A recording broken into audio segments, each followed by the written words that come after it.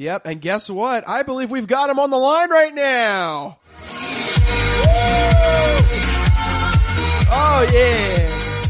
I love playing the sound effect because we only use it when somebody's calling into the show. Yeah, I know. You were so anxious to play this. Yep, he is joining us on a Skype phone call, and we're about to patch him in. So, folks, on the line, we've got a musician, a very talented musician.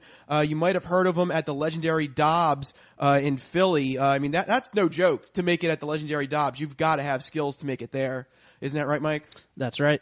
That's one of the places, yeah. Yeah, and ironically, he has the same name as you as our co-host, folks. Wait a second. I thought you were talking to me. This is going to be... We have to differentiate between me and Mike. Okay. Call me Mikey. You're going to be... Okay. Yeah. Mikey. Go back. Yeah, Mikey. Yeah.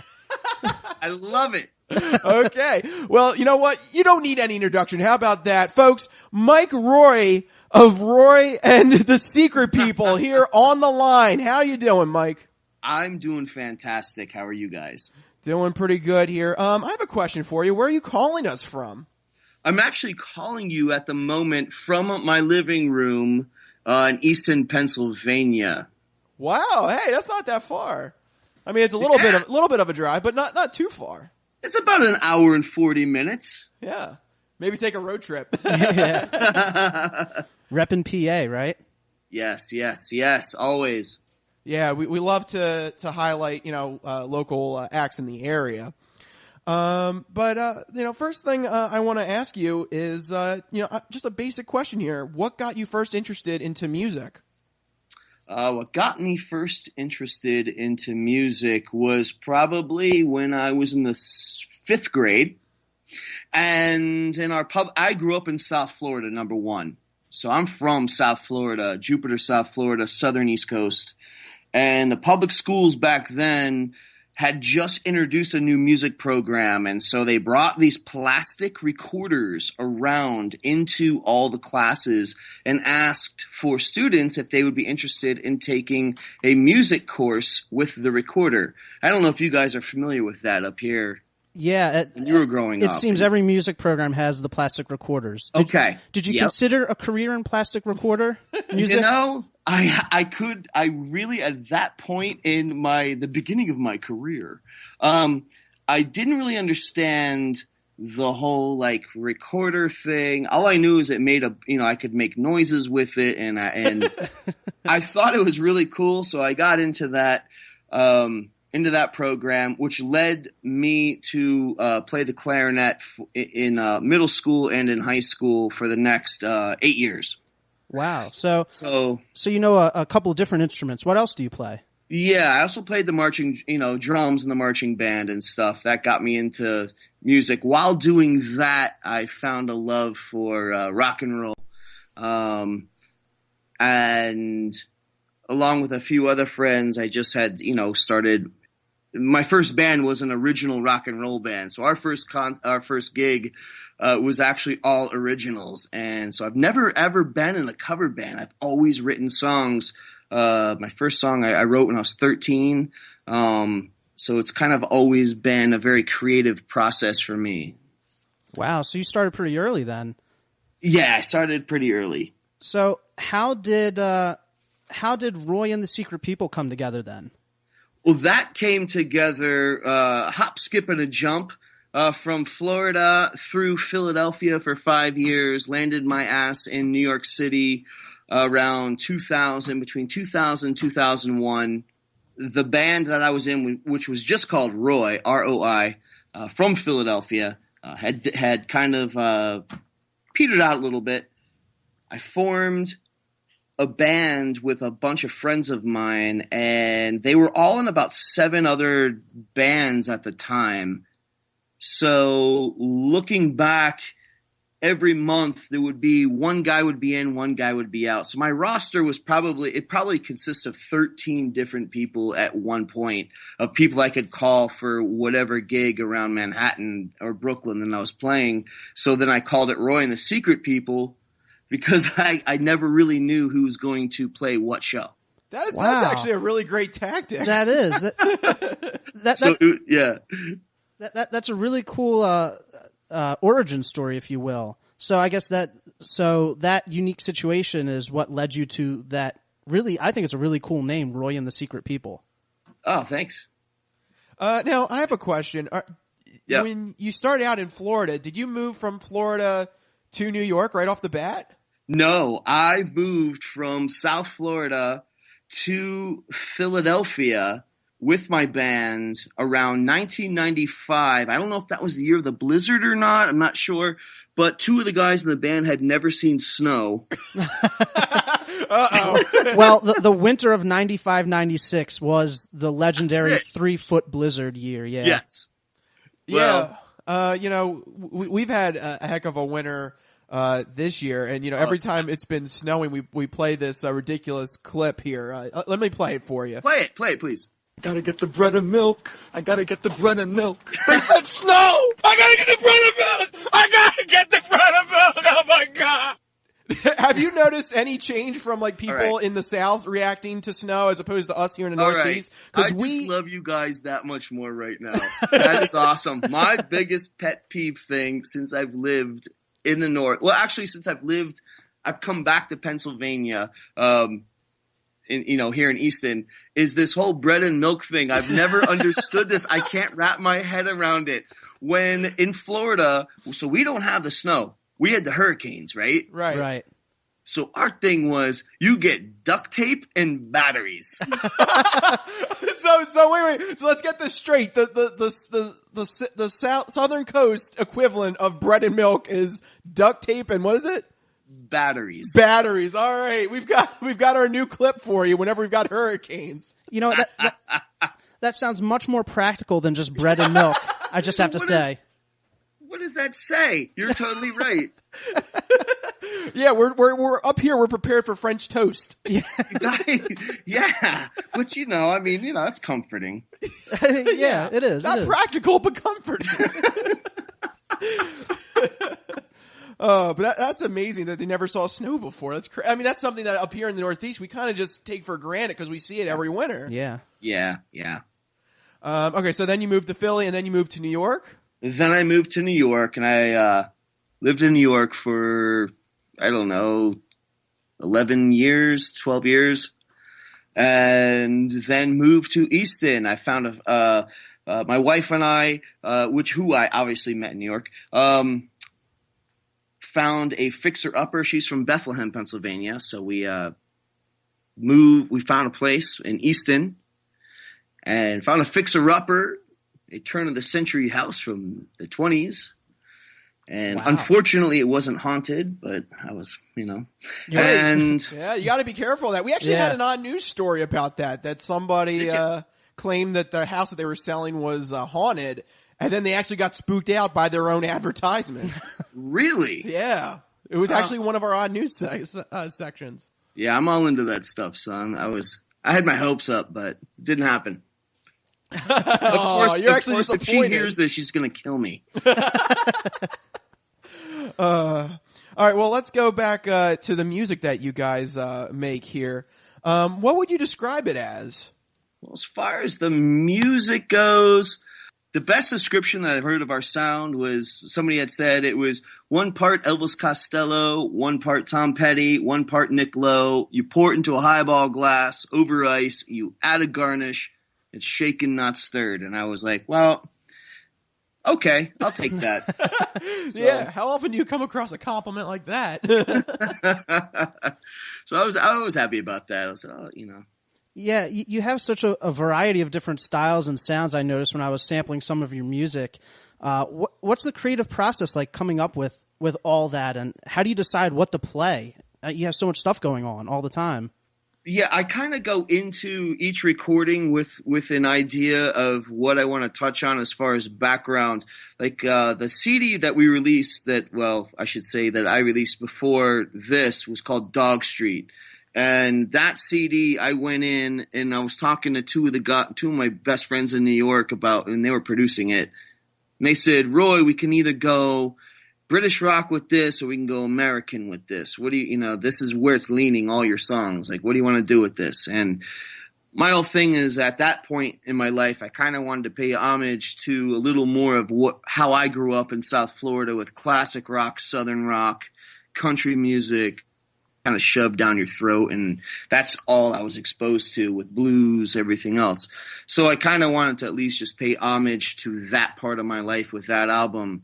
With this new record, Phoenix, my producer, who's from London, was like, which way do you want to go with this? And I'm like, okay, now I want to go with my other influences. I want to go with a little more of a pop, like a little bit of a British thing happening, more pop, more layered wall of sound where there's all kinds of like peels of the onion going on with it. And so it's kind of calculated from the offset of where I want to go with the album.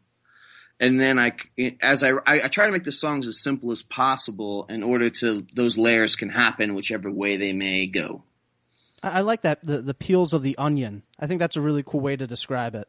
Where else have you gone in your tours? I mean, it seems like you're up and down the East Coast. Have you ever ventured out west or into other countries?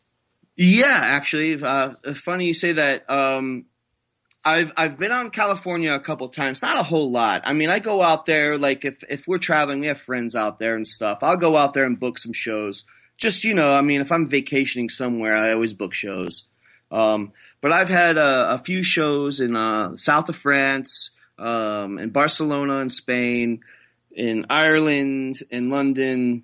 So when we go in Sweden, actually, we took a trip to Sweden and we stayed with some friends and they're musicians. And so I went ahead and tagged along and played some shows there. So it's kind of like just going, but without the band. I mean, it's just, and I do play a lot of acoustic shows, solo shows as well without the band, which are just, playing the naked song. So, I kind of just try to play music wherever I go. Now, what is the experience like when you go acoustic? Because I've heard some musicians, it's like a completely different process for them when they go acoustic. I mean, have you noticed any, do you have any special preparations when you're doing acoustic as opposed to a full band set? Maybe a shot or two more of bourbon than I would with the full band set. The band, my band that I have now, I have these guys that I've moved here in Easton. So this is like the Lehigh Valley. You guys are familiar with the Lehigh Valley? Oh, yeah. Yeah. Okay. So these guys are all amazing players here. So there's no more hired guns. There's no more, they're in like 5-6 other bands. Like if I had met these guys right off the bat, it wouldn't be called Secret People. Because these guys are in it. So when I play with them, we have a whole thing, an amoeba kind of thing happening with the sound and the jams and all that stuff. When I play acoustic, then it's just me hammering at the guitar like a lumberjack in a piece of wood, for the naked, just, 3-4 chord song that it is. I mean, you get the song. It's in its most naked form. When the band plays, then, for example, my dandicellist, my piano keyboardist, is the music professor at Moravian College. And so all the guys in the band have really, really like great backgrounds in what they do on their instruments. So they're able to kind of just jam with one another and stuff. And, takes it to a whole nother level besides just me like hammering out the naked song. So you kind of like, it gets back to the basics, like Rambo style. Like Rambo. All right. I like that. Like Rambo style. It's Rambo with a knife. A knife, a needle. Nothing is over! String. Nothing! You just don't turn it off! As you can tell, we're big Stallone fans too. Don't worry. Yes. I understand that you, since you're home right now, I heard that you've got a guitar with you, and maybe we'll try this out. Would you like to give the Crispy Noodle Podcast its first ever live performance on the air? Sure. Yeah, let's give it a shot. Let's see if it works. All right. So you want to play a song? Yeah. What song would you like to play? All right. I know, for the first time ever, you don't have to take requests. This could be a first. This is the second song that I ever wrote. and it made it finally to an album, which is our newest album, Phoenix. And it's called Sweet Maria. Okay. All Well, right. folks, here you go. For the first time ever here on the Crispy Noodle Podcast, Sweet Maria, the first ever live performance here on the Crispy Noodle Podcast. Take it away, Mike Roi. Sweet Maria, she was a teacher, had a father's eyes. She stood there waiting, her sofa taking air, mirrors were her eyes. And all alone she waited for him to come rescue her. She could save him. She her horse out in the field and watched it drawing near. And as she watched it get closer, the figure of him cleared. And all alone she waited for him to come rescue her. So she could save him. She left today, she couldn't stay. He took her away, he left today. Goodbye, sweet Maria.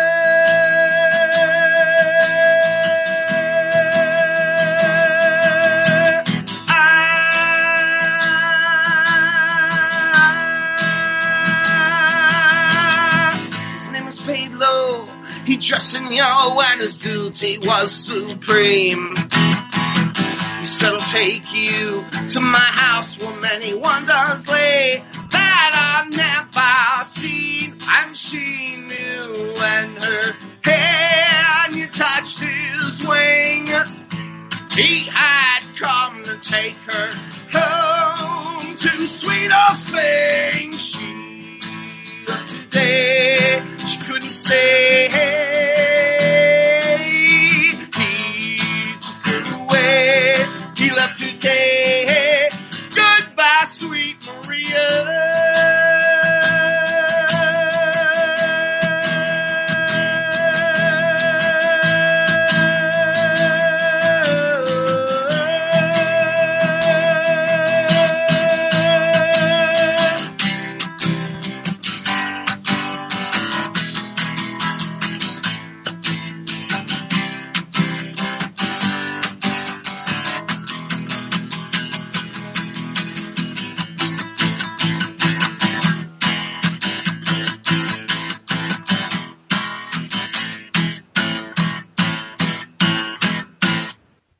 Wow. Man, that was amazing. That was Thanks. Mike Roi Came out with all Sweet right. Maria. Wow.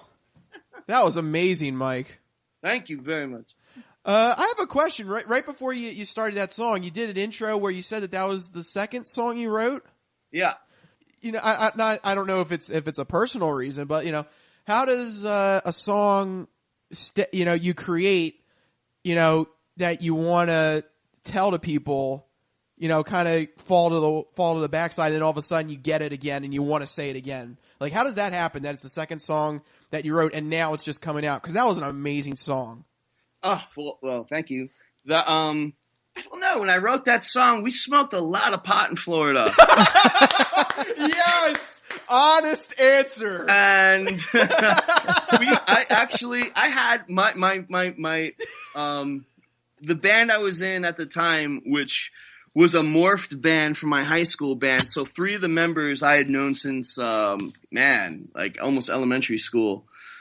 We were called Brother Grimm, and in Florida. And that band, that song, the guitar player had shown me 3 chords, and I kind of started finding out other chords after he'd shown me the 3 chords. And, late at night when you're totally, stoned and stuff, you're just messing around with the guitar. And these melodies were just coming into my head as I was playing, the chords. And so I made the song up. I presented it to the band, and they kind of took it over for a little while. And our bass player was from Jerusalem. and he was in the Israeli army for a while. He fought in the Lebanon War, and he was this world music guru. He was probably the best musician in the band at the time, obviously, and he was adding all these world rhythms to it and everything else. And so the early demos of this song were like just sounded amazing. But at the time, it was never released. It was always demos, and we would do it live. And so it kind of got canned after we moved to Philadelphia. It got canned for a while. And so it didn't really resurface until I started playing acoustic solo in New York City. I started playing all my old stuff, and it resurfaced, and it didn't really get professionally recorded onto an album until this newest album. I really wanted to pay like homage to my past a little bit with that song. So yeah, that was great, man. That was a great song. So how long from first inception to this record, how long did it take this song to finally be professionally recorded? Oh my God. It's ancient. It's a long time. A long time? Okay. Yes, a long time. And I'm not talking a decade. But it's well worth the wait, I think. Great stuff. Oh, thank you very much. How do you feel, Mike? That is the first ever live performance we ever had here on the Crispy Noodle Podcast. I feel honored. I love breaking cherries. Yes. Oh my gosh. Wow. Well put. Oh yeah, now I'm really in trouble. Well, folks, once again, this is Mike Roi of Roi and the Secret People. He's coming to Philly soon, Friday, April 11th at Fergie's Pub. I believe your set starts at 10 p.m. that night. Yes, the set starts at 10 p.m. It's with one of my closest friends out of Philadelphia. Thank God I'm still just as close with her as always. Jen Hess, singer-songwriter, and she plays with an electric cellist. His name is Hotch. You don't really see electric cellists no, at these and concert venues. And he's actually a music professor, and I don't know, I think he's either at Penn or Temple, I'm not sure. But he's an amazing, amazing musician as well. There you go. Your show starts from 10 p.m., supposed to go to 1 a.m. at Fergie's Pub. That should be an awesome show. And then not only that, you also have a second show in May, Saturday, May 17th at 8 p.m. at the M Room. And this one's a special gig, isn't it? It is. It's actually a fundraiser. Getting more information now, but it's a fundraiser for homeless vets. And there's going to be a lot of bands over the course of 2 days. We're playing on that date. And it's to raise money for the homeless vets, which we are definitely behind 100%. Yeah, good cause. A very good cause, yes. And that is Saturday, May 17th at 8 p.m. at the M Room, 15 West Girard Avenue. So looking forward to see you live here in the city, man. I hope you guys come out early so we can have a beer and bullshit. Yes, I will take you up on that offer. One of these shows, I will get a beer with you. How about that? All right. Well, you have to let me know because the first beer's on me, man. Oh, all right. Awesome. If both you guys come out, that's fine. The beers are on me. The first beer. Good not the second and the third and the fourth. No, I'm all about buybacks. There you go. But I would love to have a beer with you. Folks, this is Mike Roi, Roi and the Secret People. Thank you, Mike, for coming here on the Crispy Noodle Podcast. Thank you very much, guys. It was an honor. All right, Mike, we'll talk to you later. You got it. And there you go, man. What an interview. He's a cool guy. That was an awesome interview. That was Mike Roi of Roi and the Secret People. Right now, they are promoting their first single, Little Pain, from their new CD, Phoenix, with a free download at their Bandcamp site. Just check them out at mikeroi.bandcamp.com to get a free download of Little Pain. And remember to also check them out at their website, royandthesecretpeople.com. Yep, and they also have a Facebook page there as well. And don't forget about those 2 upcoming Philly shows. The first one, Friday, April 11th at Fergie's Pub, 10 p.m. at 1214 Sansom Street, Philadelphia. And the other one's Saturday, May 17th at 8 p.m. at the M Room. That's on 15 West Girard Avenue in Philadelphia. So I can't wait to see these guys live. For him coming on the show and performing a live song, that's amazing. We've never done anything like that, and it worked to perfection. That was our very first time with a live performance, and we can't wait to check these guys out in person. I think that'll be awesome.